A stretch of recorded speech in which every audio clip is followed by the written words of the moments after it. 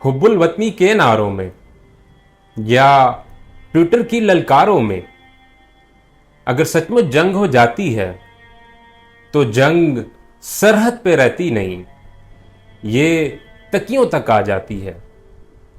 माओ के बेवाओं के ये ख्वाब सभी खा जाती है। आंख से धोकर मुस्तकबिल पानी पानी कर जाती है। हिंदू मुस्लिम या ईसाई ये फर्क कहां कर पाती है। हर एक गली मोहल्ले को ये खून से नहलाती है। गोली सरहद पार लगे आवाज यहां तक आती है। भूख प्यास और गुर्बत का झंडा भी लहराती है। ये आने वाली नस्लों का नुकसान बड़ा कर जाती है। आन बान में खेली बाजी हाथ नहीं पैराती है। ये एटम बम है पास में उनके और कौम बड़ी जज्बाती है। वो तोपों तक का किस्सा था, अब दुनिया ही मिट जाती है।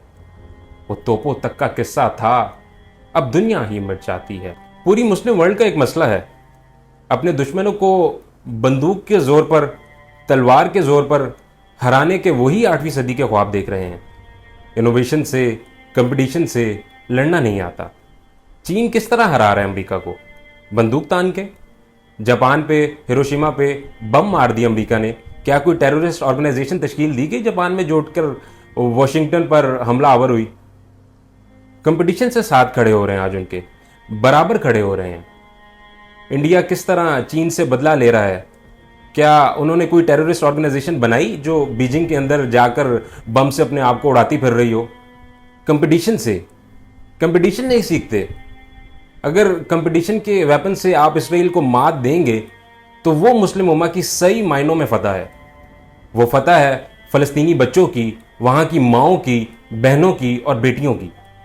तो इसराइल को अगर आपने शिकस्त देनी है तो ये जो कंट्रीज जैसे कि कतर, ईरान, इनको चाहिए कि ये बंदूकें खरीदने के लिए नहीं बल्कि किताबें देने के लिए फंडिंग करें फलस्तीनियों को। उनको साइंटिस्ट बनाएं, डॉक्टर बनाएं, रिसर्चर बनाएं, उसके बाद हमले करें जाके इसराइल के ऊपर। क्योंकि आप तो अपने मुल्कों में महफूज हैं लेकिन बच्चे उनके मर रहे हैं। इस वक्त दुनिया के अंदर highest number of researchers and scientist जो पर 1000 एम्प्लॉयज हैं, यानी कि 1000 सरकारी मुलाजमीन में दुनिया में सबसे बड़ा नंबर साइंटिस्ट का इसराइल में है। 140 साइंटिस्ट पर 1000 एम्प्लॉय। कतर और ईरान से ये मुतालबा है कि इस तरह से मुकाबला करके दिखाएं ना इसराइल का, तब समझ में भी आता है कि वाकई ये फ़लस्तीनियों की खुशनुदी के तलबगार हैं। इसके अलावा केमिस्ट्री में 6 नोबेल प्राइजेज हैं। अगर वाकई लड़ना है उनसे तो इसमें से कोई एक अचीव करके दिखाएं ना।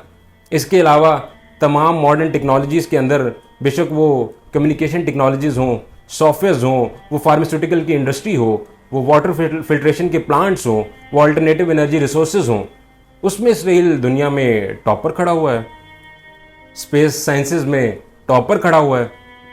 तो अगर आपने लड़ना है, पाकिस्तानियों के लिए भी यही मैसेज है कि अगर आपने लड़ना है अपने एनिमीज से तो इस अप्रोच के साथ, इस माइंडसेट के साथ हमें इस मैदान में लड़ना पड़ेगा। आप सबका बहुत शुक्रिया।